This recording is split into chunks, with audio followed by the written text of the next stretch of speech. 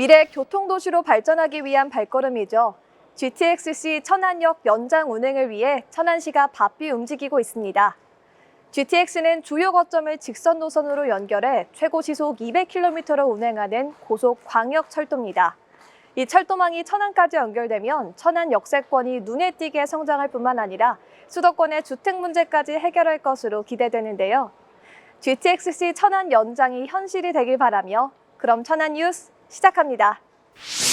천안시가 GTX-C 천안 연장을 위한 토론회를 개최했습니다. 스마트 대중교통 종합대책 수립을 위한 최종보고회가 진행됐습니다. 반려동물을 주제로 한 6월 도솔 아카데미가 열렸습니다. 천안시가 민원 담당자를 위한 힐링 프로그램을 실시했습니다. 2022년 상반기 행복키움 지원단 활동보고회가 진행됐습니다. 이상 주요 뉴스였습니다.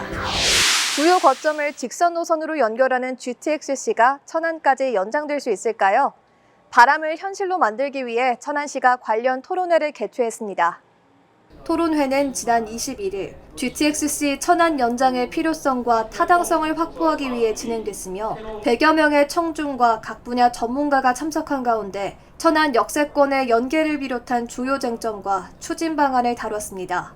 이날 전문가들은 광역교통중심시설 천안역은 풍부한 유동인구와 11개 대학 등 사업혁신 잠재력이 풍부하다고 평가했는데요. 특히 GTX-C 노선이 연결되면 천안과 수도권 간 이동 수요가 급증해 천안역 주변 정비 사업의 촉진과 수도권 주택 문제 해결이라는 파급 효과를 불러올 것으로 분석했습니다. 한편 앞서 시는 GTX-C 천안 연장이 대통령 지역 과제이자 충남 7대 공약 및 정책 과제에 반영됨에 따라 선제 대응을 위해 4월에 전문가를 자문위원으로 위촉했으며 6월 초에는 타당성 및 기술 검토를 위한 용역에 착수했습니다.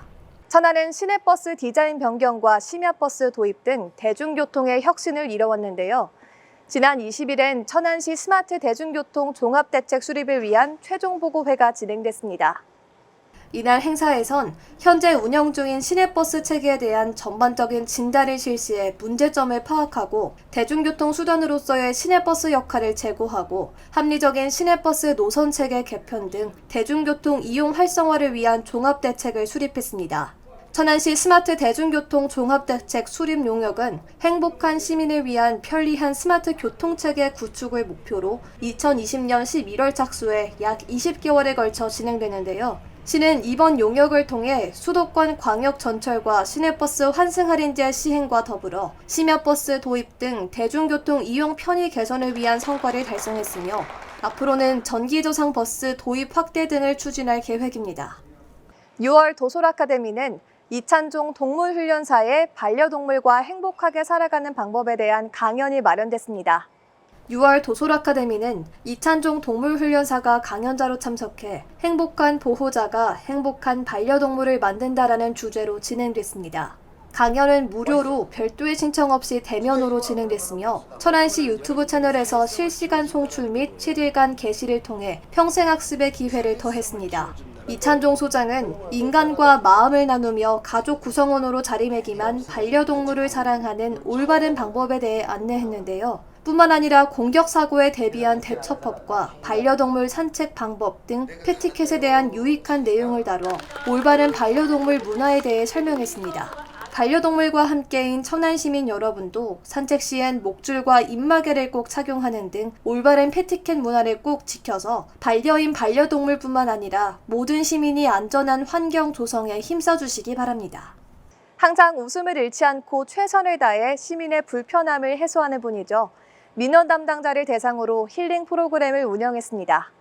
천안시는 지난 24일 시청과 양구청, 읍면동 민원 담당자의 스트레스와 우울감을 해소하기 위해 2022 민원 담당 공무원 힐링 프로그램을 실시했습니다. 이번 교육의 참가자들은 직무 스트레스 자가 진단을 하고 다양한 셀프 힐링 관리법을 배우는 등 지친 심신을 회복하는 시간을 보냈는데요.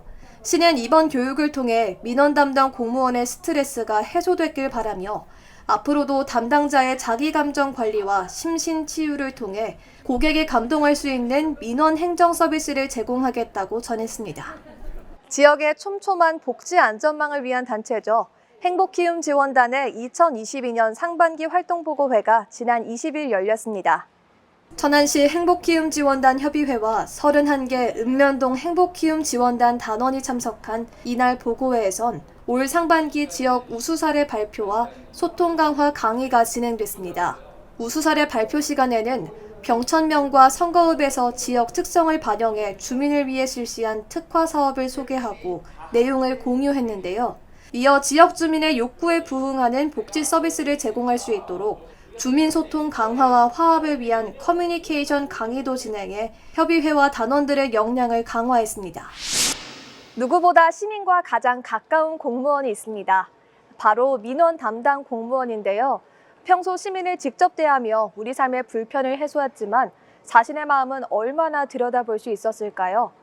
시는 이들의 지친 마음을 위로하기 위해 힐링 프로그램을 운영하고 웨어러블 캠을 도입해 모의 훈련을 실시하는 등 민원 담당자의 안전한 근무 환경을 위해 노력하고 있습니다. 민원 담당자도 누군가에겐 소중한 가족입니다. 시민 여러분도 이를 꼭 기억하시고 서로를 배려하는 아름다운 천안을 만드는 데 함께해 주시길 바랍니다. 이상 천안 뉴스를 마칩니다. 고맙습니다.